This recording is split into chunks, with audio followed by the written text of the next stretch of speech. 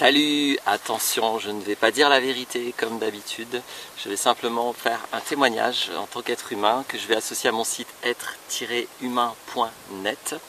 Je vais faire la suite, c'était pas prévu, mais je vais faire une suite à la vidéo sur le libre arbitre que j'ai fait, sur plus exactement la destinée en fait, mais j'étais un peu amené à parler des deux. Et justement en commentaire, je me suis rendu compte que le sujet intéressait. Et puis comme, au-delà du fait que ça intéresse, j'ai quelque chose qui me plaît de transmettre, de communiquer, je vais le faire, sur cette question de libre arbitre ou destinée.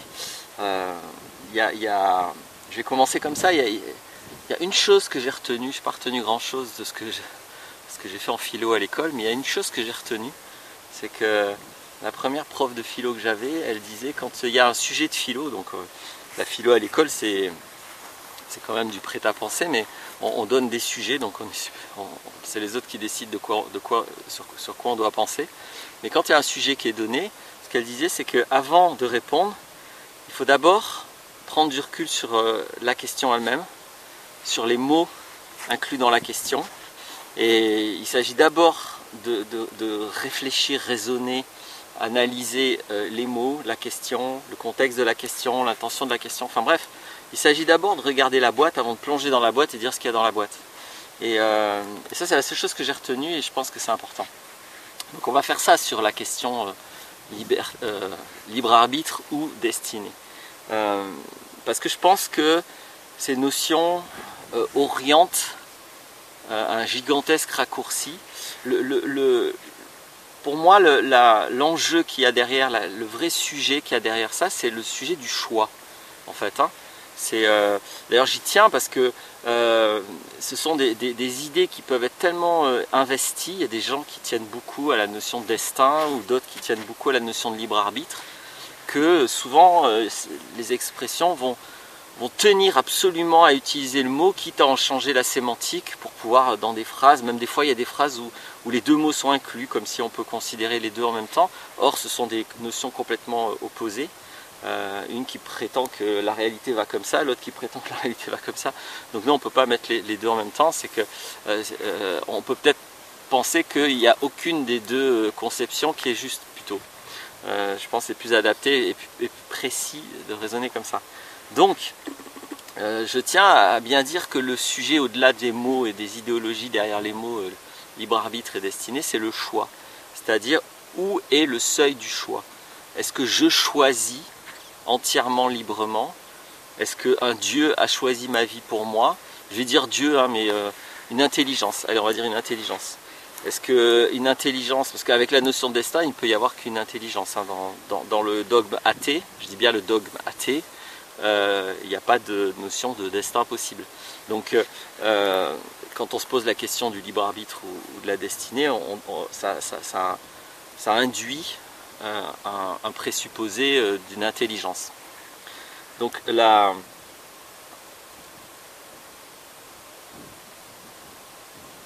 choix, est-ce que c'est moi qui le fais? Est-ce que c'est une intelligence qui le fait pour moi? Est-ce que c'est autre chose que ces deux possibilités? Mais c'est bien la question du choix sur lequel on va mettre de la conscience. Pour ça, c'est important de regarder qu'est-ce qu'il y a en amont de ces conceptions. Est-ce que c'est le destin, est-ce que c'est libre arbitre? Parce qu'en fait, la notion de libre arbitre va positionner le seuil du choix dans l'individu, et la notion de destin va positionner le seuil du choix hors de l'individu. Et donc, là-dedans, il y a un parti pris, c'est l'individu. C'est-à-dire qu'il y a une séparation conceptuelle au niveau de l'individu. Et c'est depuis et après cette séparation entre l'individu et le reste du monde qui peut apparaître la question, est-ce que le choix il est dedans l'individu ou dehors l'individu? Le problème c'est que cette séparation induit beaucoup de choses. Et c'est pas dit que ce soit pertinent de situer le raisonnement du choix après la séparation de l'individu. J'espère que j'arrive à être clair, mais je vais donner des images et tout. Là-dedans, il y a, je pense, une erreur logique. C'est qu'on ne peut pas considérer la question du choix depuis le paradigme où il y a l'individu et l'extérieur de l'individu. ce paradigme oriente beaucoup trop les choses et empêche de regarder le sujet librement, le sujet du choix. Le sujet du choix n'est pas vu librement parce qu'il est déjà cassé dans le paradigme de il y a un individu et puis il y a ce qui n'est pas l'individu. Donc je propose de ne pas faire cette erreur et je propose de regarder le choix sans cette séparation. Donc la question du choix dans la vie en fait, pas depuis l'individu.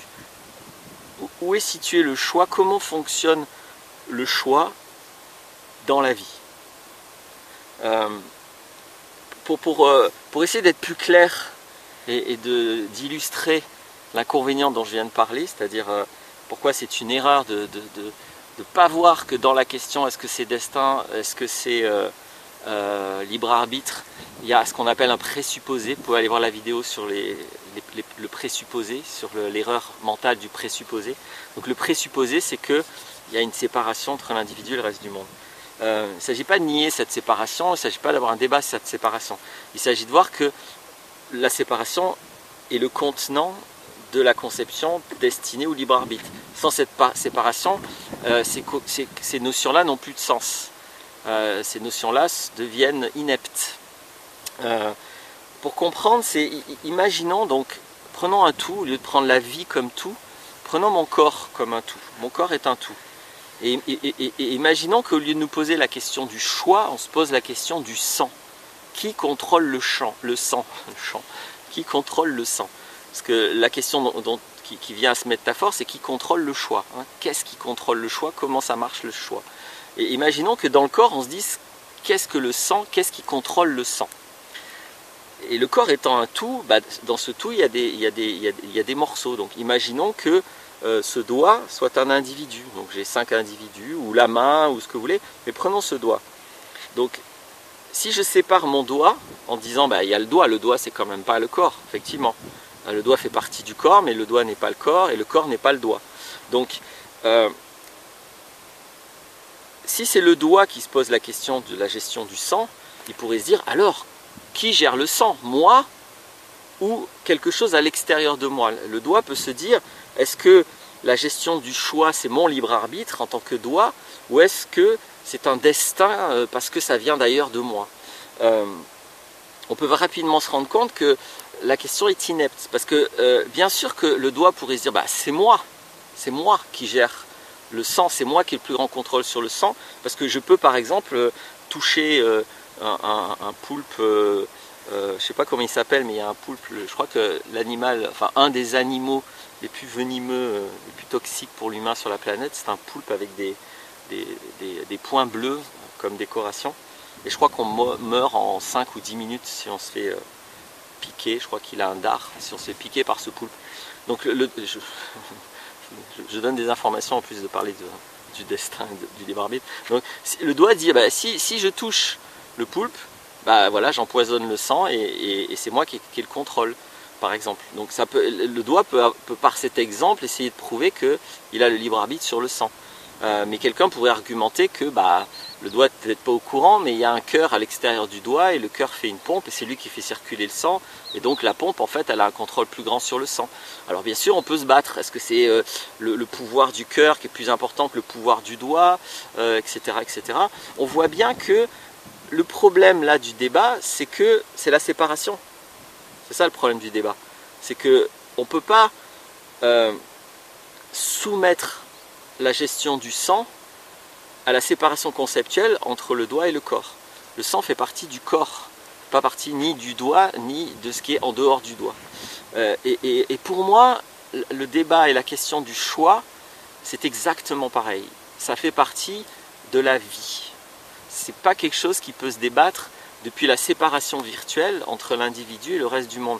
Non pas qu'il n'y ait pas de séparation, comme mon doigt, c'est tout à fait légitime de dire que mon doigt est séparé du corps, mais c'est tout aussi légitime de dire que mon doigt fait partie de mon corps. Donc en tant qu'individu, je suis bien séparé du reste du monde, c'est légitime de dire ça, et de la même manière, je fais aussi partie du reste du monde, c'est tout autant légitime de dire ça. Donc je suis bien membre d'un tout, et il y a bien un tout, et il y a moi partie du tout, et il y a les deux, voilà. Donc quand j'arrête orienter cet enjeu avec cette séparation de l'individu et du reste, ben, je vois bien que la question du choix se situe dans les deux, tout simplement. Comme la question de la gestion du sang se situe dans les deux. Bien sûr que le doigt a son rôle à jouer dans la gestion du sang, mais le reste du corps aussi, puisque le sang fait partie non pas du doigt, mais du corps. Le choix ne fait pas partie de l'individu, le choix fait partie de la vie. C'est ça pour moi qui est très important. Et du coup, bien sûr que l'individu là-dedans, il peut avoir l'impression, et c'est pas qu'une impression, d'avoir un rôle à jouer vis-à-vis du choix. Et il a bien raison. Mais s'il va regarder que ce rôle-là, il va éluder les rôles qui sont en amont de lui.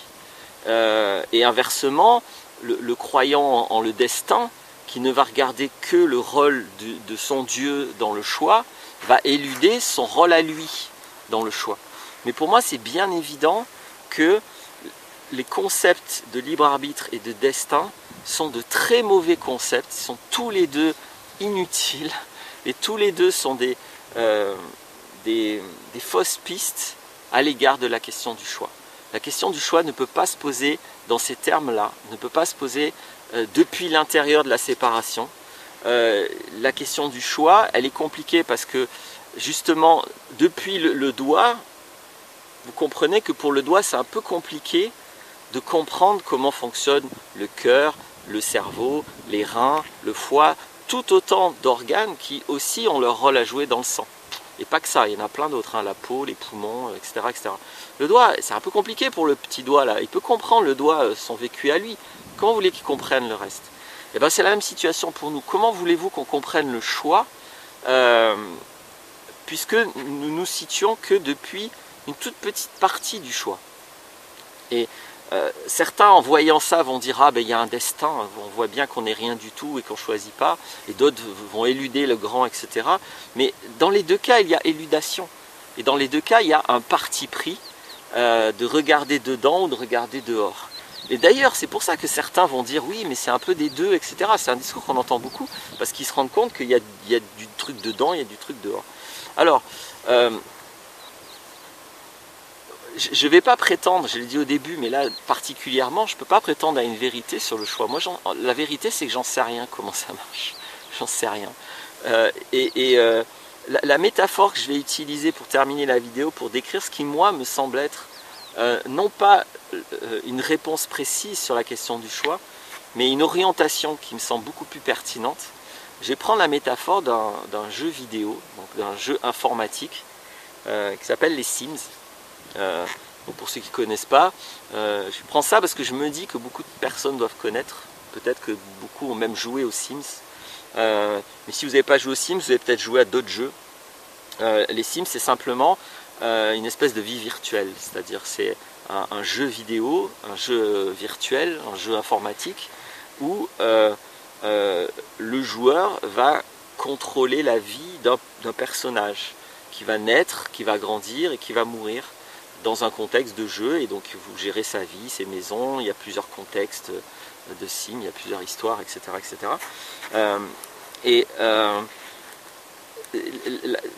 À l'intérieur du jeu des Sims, la question du choix, je trouve qu'elle est assez similaire à la question du choix dans notre vie. Parce que donc c'est un programme, ça veut dire que le jeu est programmé, qu'il y a même l'illusion d'un temps qui s'écoule dans le jeu. Le sim il croit qu'il a un début de vie, une fin de vie, si on se situe depuis l'intérieur du sim, alors qu'en fait il n'y a pas du tout de temps, hein. Tout ça est une suite de 0 et de 1 sur un CD-ROM, c'est tout. Donc il n'y a absolument aucun temps qui se passe, mais il y a l'impression, donc il y a un faux temps, une illusion de temps. Ça c'est intéressant aussi pour comprendre le temps. Il y a un faux temps, juste parce qu'il y a de la mémoire et parce qu'il y a des 0 et des 1, c'est tout, hein. Avec des 0 et des 1, l'humain est capable de créer une vie virtuelle, avec un temps virtuel. Et ce qui est intéressant, c'est qu'il y a 3 niveaux de choix, pas 2, il y a 3 niveaux de choix dans les Sims. Donc il y a un choix qui est fait par les gens qui ont programmé les Sims. Il y a un programme, et jamais rien à l'intérieur du jeu ne pourra s'extraire du programme. Le programme est une espèce de structure absolue, une limite intégrale qui est rigoureusement indépassable. Le sim ne pourra jamais sortir de l'écran et faire sa vraie vie, ou il ne pourra jamais faire quelque chose qui n'a pas été prévu par le programmeur. de ce point de vue-là, tout est programmé, tout est prévu, mais en fait, non, pas tout. Il y a comme une structure, il y a un cadre en fait, il y a un contexte, je pourrais le dire comme ça. Voilà, il y a une structure, un cadre ou un contexte qui lui est programmé par le programmeur, mais à l'intérieur de ce cadre, le programmeur a programmé du libre arbitre. Il a programmé 2 niveaux de libre arbitre. Le programmeur des sims, enfin l'équipe, la société qui a programmé ça, mais c'est comme ça dans quasiment tous les jeux vidéo. Il y a du coup, par exemple, quand un joueur fait une partie, le programmeur, il n'a aucune idée de la partie qui va être faite. Le programmeur, il n'a pas prévu la maison qui va être construite, le travail qui va faire le sim, la vie du sim, qu'est-ce que le sim va faire. Tout ça n'est pas prévu. Tout ça est du libre arbitre intégral du joueur.